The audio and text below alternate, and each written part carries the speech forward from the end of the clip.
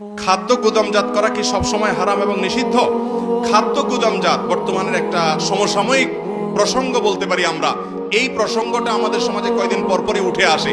ভালো করে শুনে রাখেন, নিত্য প্রয়োজনীয় খাদ্য যদি কেউ গুদামজাত করে সেটার কয়েকটা পদ্ধতি আছে। নাম্বার 1, আপনি এখন একটা জিনিস, আলুর দাম কম, টমেটোর দাম কম, একটু বেশি কিনে রেখে দিয়েছেন আপনার নিজের সংসারে খরচ করার জন্য, কনজিউম করার জন্য, এটা জায়েজ আছে, এই গুদামজাত নিষেধ না।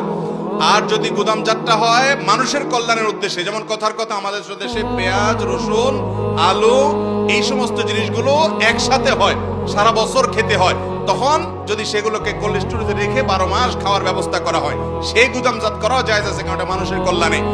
আর যদি গুদামজাতটা হয় কৃত্রিম সংকট সৃষ্টি করে, ক্রাইসিস সৃষ্টি করে, দাম বাড়লে তখন আমি লাভ অর্জন করব, সেই ধান্দায় মানুষেরকে বিপদের মধ্যে ফেলা, যেমন আজকাল হচ্ছে যে আমার কাছে অনেক সয়াবিন তেল আছে, আমি পেছনে রেখে দিয়ে বললাম নাই, আমি জানি ক্রাইসিস সৃষ্টি হবে 2 দিন পর, তখন বের করলাম, অথবা সরায় রাখলাম যাতে ক্রাইসিসের কারণে দাম বেড়ে যায়।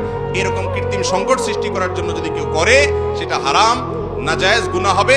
অনেক ইমামগণ মাকরুহ তাহরিমি বলেছেন। বিধায় গুদামজাত যদি এরকম করে, নবী করিম সাল্লাল্লাহু আলাইহি ওয়াসাল্লাম বলেছেন, মানে তাকারা ফাহুয়া খাতি, যে ব্যক্তি সম্পদ, খাদ্য, এই জাতীয় নিত্য প্রয়োজনীয় জিনিস গুদামজাত করে সে অপরাধী, সে গুনাহগার, এবং এই জাতীয় গুনাহ কিন্তু বান্দার হক সংশ্লিষ্ট গুনাহ। বিধায় এগুলোর ব্যাপারে আমাদের